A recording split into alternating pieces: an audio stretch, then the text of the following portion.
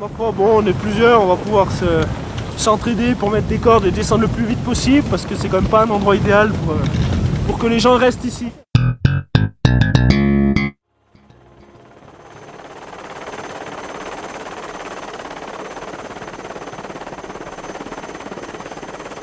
Dimanche de printemps sous le regard du Mont Blanc. Le téléphérique des Grands Montets vient de déposer une femme et 9 hommes aux portes de leurs rêves. Cette haute route qui n'est encore pour eux qu'un trait sur une carte reliant Chamonix à Zermatt. Ils s'appellent Donna, Magnus, Mark ou David et viennent d'Annecy, Londres et même du Wisconsin. Ils ont tous déjà pratiqué le ski de randonnée, mais cette fois, c'est un voyage de 6 jours très exigeant qui les attend. Didier va faire une vérification d'Arva. Vous faites bien attention de passer devant lui pour voir si votre Arva fonctionne bien. Ok ? On contrôle s'ils ont bien branché leur Arva. On le fait systématiquement tous les matins. Donc c'est en cas de problème d'avalanche. Voilà. Problème principal du ski de randonnée. Bien. S'il y a problème.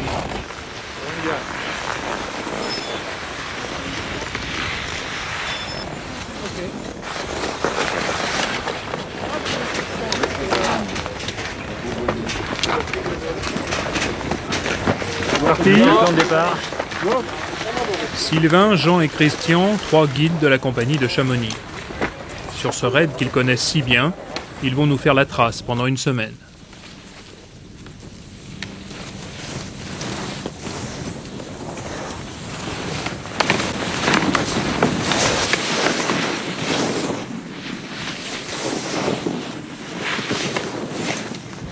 C'est une étape courte qui nous permet à nous de vérifier le niveau des gens.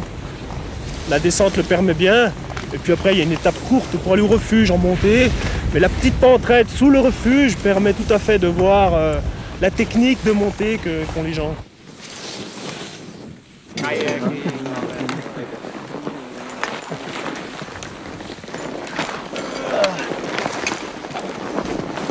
Alors là, c'est une plus grande face nord. Plus grande face nord des Alpes. Là, c'est le Mont Dolent, ça fait frontière avec la France, l'Italie et la Suisse. Donc là, il y a le Guy d'Argentière, les buts Chardonnay et le col qu'on monte demain, c'est le col des Chardonnays ici. Donc là-bas, c'est la frontière suisse et on redescend de l'autre côté en Suisse. Demain, on dort à la cabane de Trian.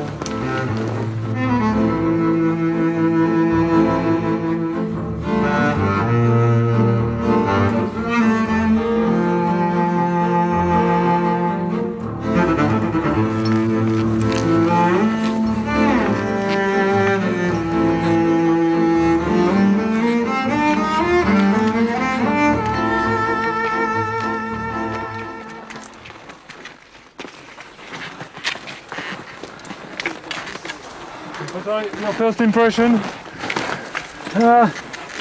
Very good. But it's not a difficult day today. Not tough, not too tough. Not for today. Tomorrow, quite different. Armel, premières impressions sur le groupe? Je pense qu'il y en a un qui aura un petit peu de difficulté peut-être en descente, qui est un peu juste au point de vue ski. On va essayer de l'emmener quand même. Au moins jusque Sampé, mais enfin ça va pas être facile. Il peut arriver que ici vous décidiez de redescendre quelqu'un le lendemain dans la vallée. C'est possible, oui, c'est vraiment quelqu'un qui skie vraiment trop mal. C'est vraiment une luge à foin comme on dit. On redescend, ouais. Mais enfin on essaie d'éviter parce que les gens sont déçus dans ce cas-là.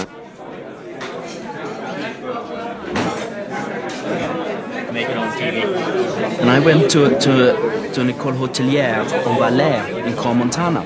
J'ai fait l'école hôtelière de Crans-Montana en Valais. C'était il y a 7 ans. Et par les fenêtres de l'école, je voyais toutes les montagnes du Mont Blanc jusqu'au Cervin. Pendant les cours, je regardais plus les sommets que les professeurs en me disant « Un jour, il faudra que je fasse ce trajet. » Et ce jour est arrivé.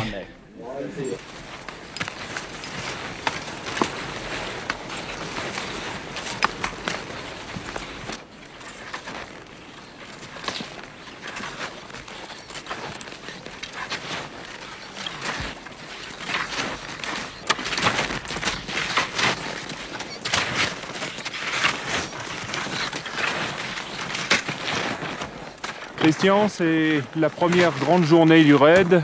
Entre le refuge d'Argentière et la cabane de Trien, le mauvais temps est de la partie. Est-ce que c'était bien raisonnable de partir ce matin? Oui, parce que c'est quand même pas un grand mauvais temps. Ça nous contrarie, on prend de la neige dans les yeux, mais au niveau de la sécurité, pour l'instant, on craint rien. Tant qu'on a de la visibilité, il n'y a pas de problème. Qui plus est, le manteau neigeux est stable, donc même si on n'y voit pas très bien, c'est pas gênant.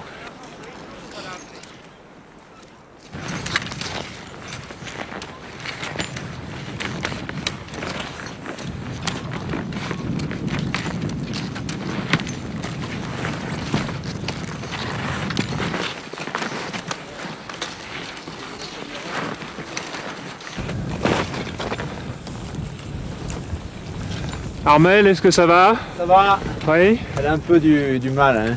Elle fait des tout petits pas. Elle a une petite condition physique, mais enfin ça va aller. Hein. Doucement, doucement. Elle a déjà mon McKinley, alors on devrait bien arriver à Zermatt. Elle a mis 31 jours pour le McKinley, j'espère qu'on mettra moins pour Zermatt quand même. Ok Dana, have a look. Your skis, like mine, perpendicular of the slope. Mind that, okay?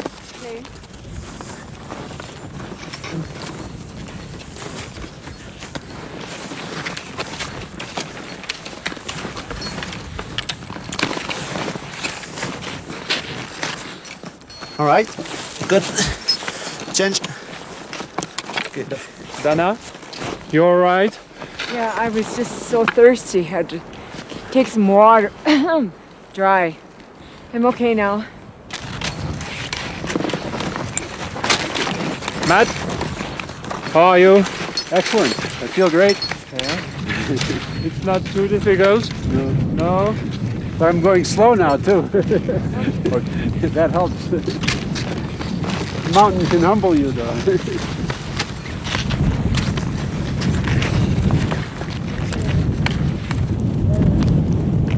Ce qu'il faut faire attention aussi, c'est qu'il n'y ait pas d'accident. Parce que c'est un temps avec lequel on ne peut pas espérer avoir l'hélicoptère, donc il faut faire en sorte qu'il ne se passe rien. Ça, c'est une question de comportement, tout simplement. Il faut anticiper sur le comportement des gens, ou sur ce qu'ils seraient capables de faire. Il faut des fois les freiner avant qu'ils aient l'occasion d'aller faire la connerie.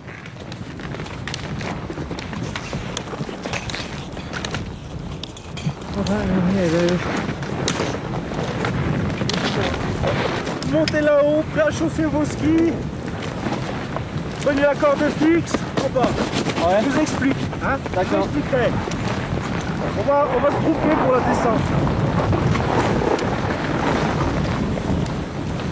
Ma foi, bon, on est plusieurs, on va pouvoir s'entraider pour mettre des cordes et descendre le plus vite possible parce que c'est quand même pas un endroit idéal pour que les gens restent ici.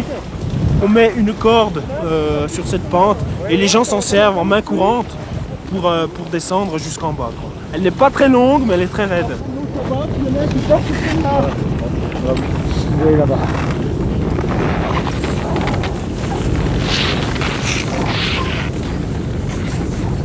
Christian, elle est hyper naze la dame. Hein. Ok. Je crois que ça vous prend le coup de mettre à nous camarades. Et après c'est les trois, hein. Ok. Il y en a un qui a Stand up. Ouais.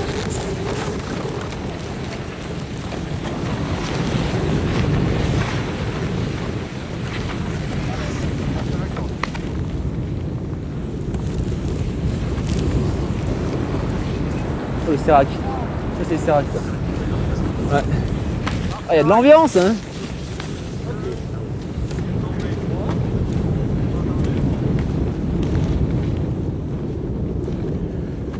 Ce jour-là, malgré le brouillard, il n'a pas été nécessaire de sortir cartes et boussoles entre la fenêtre de Salène et la cabane de Trien. Mais la journée a été plus longue et plus dure que prévu.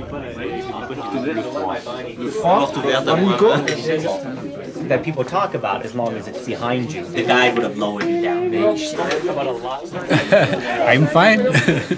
It was very oui, good, je vais bien. C'était une bonne journée, une exception près. Et mon visage en dit assez long. En descendant en rappel du col, j'ai enroulé la corde autour de mes bras. Et je l'ai empoignée, mais la paume de mes gants était gelée, alors je n'ai pas pu la gripper solidement.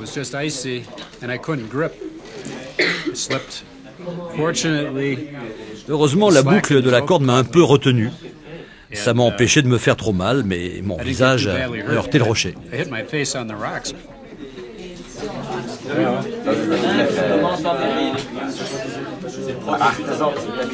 Willy Berra, c'est une figure de la haute route. Il tient ce refuge depuis près de 20 ans. De plus en plus, nous faisons des légumes frais, de la viande fraîche. Et comme ce soir, vous avez un rôti de porc aux champignons.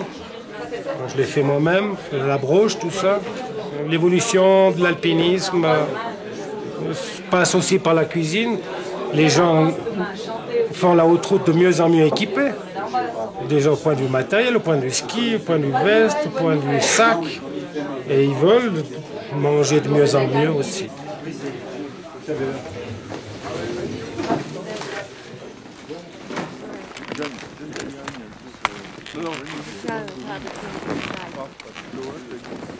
Hier, il a beaucoup neigé, avec beaucoup de vent, cette nuit aussi, donc il y a quand même des risques d'avalanche assez importants.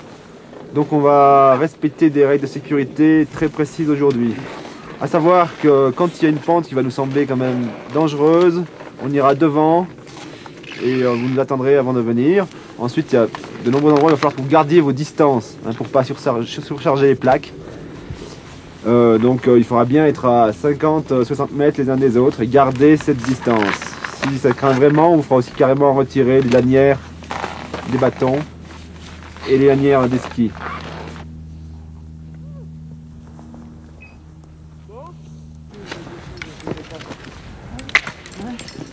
L'itinéraire classique de la haute route impose une redescente jusqu'à Champex dans la vallée pour rejoindre en voiture la station de Verbier. À part ce bref détour par la civilisation, l'essentiel du voyage s'effectue à 3000 mètres d'altitude, où tout effort coûte chaque fois un peu plus.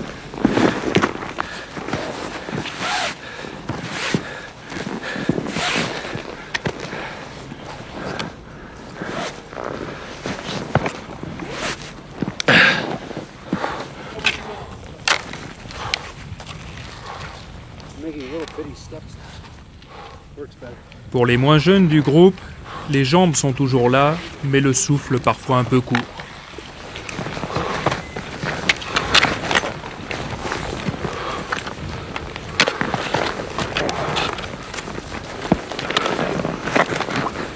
C'est un peu une philosophie de vie, hein. C'est-à-dire, les alternatives, c'est quoi? Promener le chien et la belle-mère au bord du lac. C'est pas mon truc. C'est pas des sensations fortes, c'est quand même exagéré. Mais c'est un tout petit peu quand même de l'aventure et autre chose que des sentiers battus.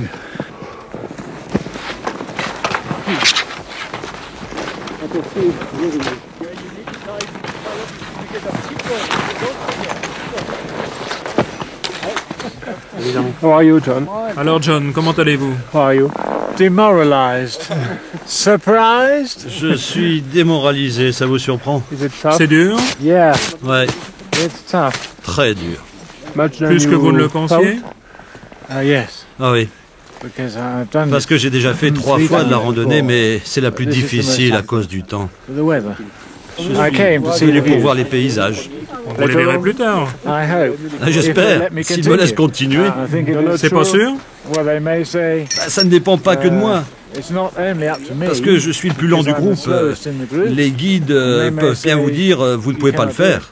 J'espère qu'ils ne le diront pas. S'ils le disent, vous arrêterez? Ah oui, il faut que je pense aux autres et que je ne mette pas leur vie en danger.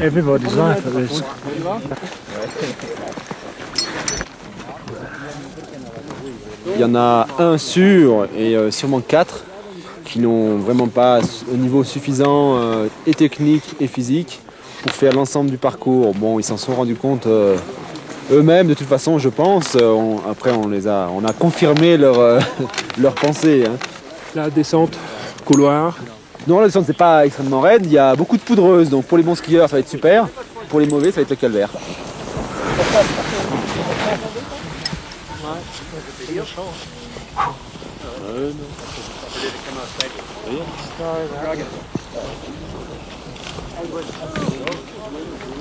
C'est sûr que nous, quand on a des bons skieurs, des gens qui ont une bonne condition physique, le travail est nettement facilité.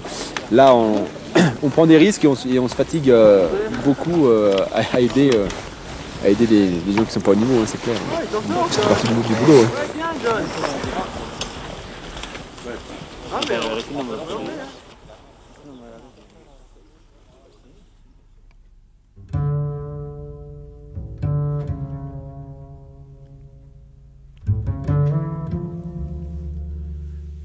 Avec le retour du beau temps, la haute route devient plaisir.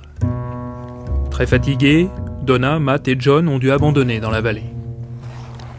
À cause des chutes de neige, Armel et Didier ont choisi de supprimer l'étape la plus longue du raid.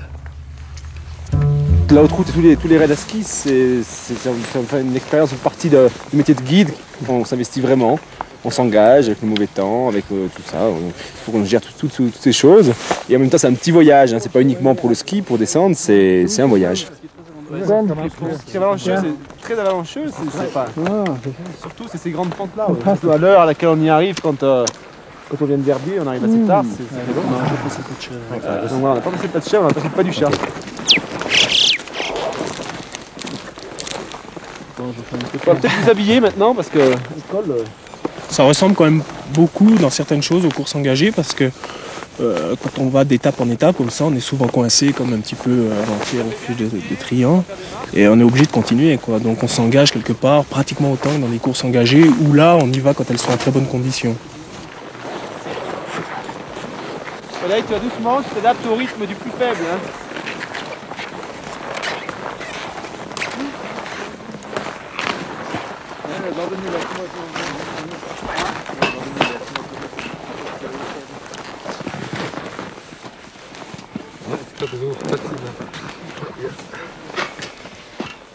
Des obstacles.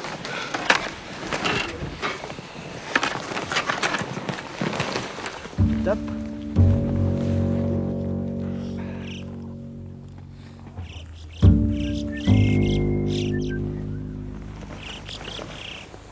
Sans être religieux, on est quand même un peu en symbiose avec la création.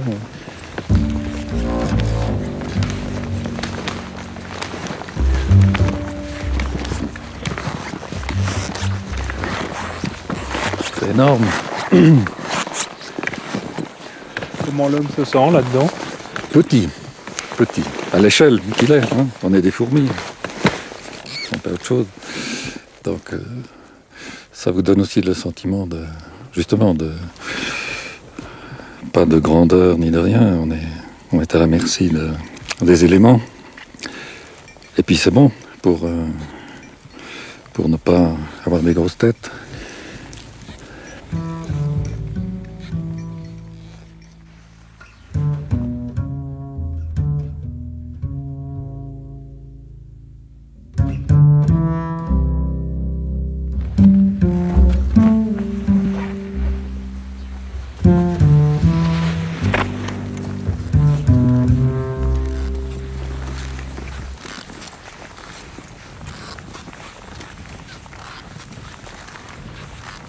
Ce qui est important, c'est que pour ceux qui sont derrière nous, il faut que ça soit confortable. Avant d'emmener des gens, il faut que le plus confortablement possible, on les emmène au sommet. Si eux, pendant la montée, au lieu de ramer et puis de regarder que leur spatule, ils peuvent profiter du paysage, ils peuvent... c'est ça, nous on aura gagné, quoi. Alors il y a des fois, même si la trace existante, même s'il y a beaucoup de poudreuse, et qu'il y a déjà une trace, on retracera à côté pour offrir à ces gens-là la possibilité de faire ça facilement, quoi. Autant on peut parler du skieur qui fait des traces à la descente, mais il y a vraiment plaisir à aussi faire une jolie trace à la montée. Ça, c'est... Tracer une belle montée, c'est laisser sa signature sur la montagne, quoi. C'est quelque chose, quoi.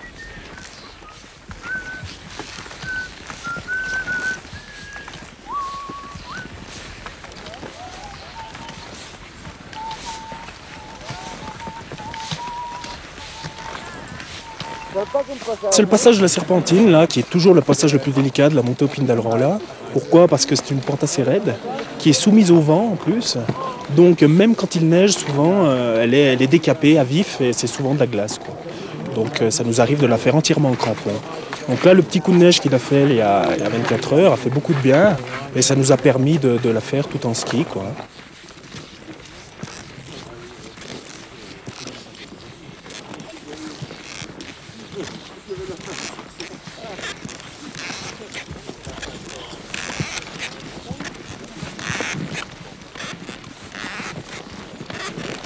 À près de 3800 mètres d'altitude, le Pigne d'Arolas est le sommet de la haute route.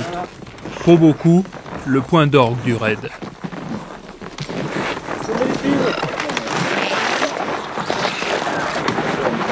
Ça va bien? Don? Hello. How are you? Very well, thank you. It's very beautiful. Very beautiful. You love it? I love it. You can see Mont Blanc there and the Matterhorn there. So life is good. It's great feelings inside, actually. How do you say in Norwegian? Fantastisk.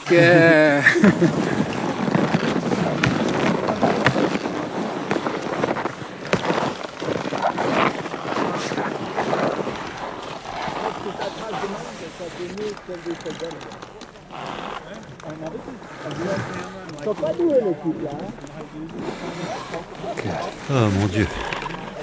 David, comment allez-vous? A little bit tired. Je suis un peu fatigué, mais j'y suis arrivé. Je voulais voir le point de vue. Cela aurait été plus facile en hélicoptère. Vous ne regrettez pas? Oh non, non, je vais finir. Je vais aller jusqu'au bout. Le groupe va poursuivre sa route jusqu'à la cabane des Vignettes, puis le lendemain jusqu'à Zermatt. Nos guides ont choisi de nous faire faire un détour.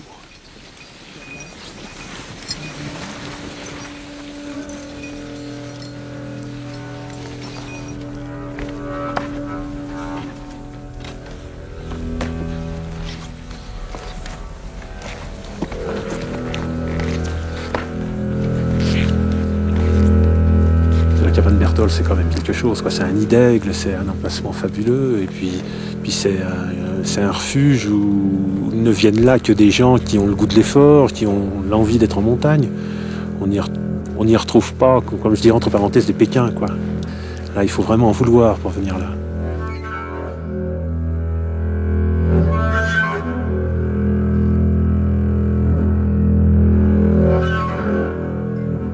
Les souvenirs, c'est des belles montées, c'est le plaisir de voir des gens heureux au coucher du soleil le soir ici, et puis de repartir le lendemain matin tranquillement pour aller à Zermatt. C'est les bouteilles de fendant qu'on a bu l'après-midi parce qu'on avait bien marché et puis qu'on avait le temps l'après-midi de jouer aux cartes. Je dirais surtout c'est la joie des gens d'être là dans un cadre qui est exceptionnel. Et puis bon, quand on est là, on sait qu'on va à Zermatt, qu'on a fini, on l'a fait de cette autre route, quoi.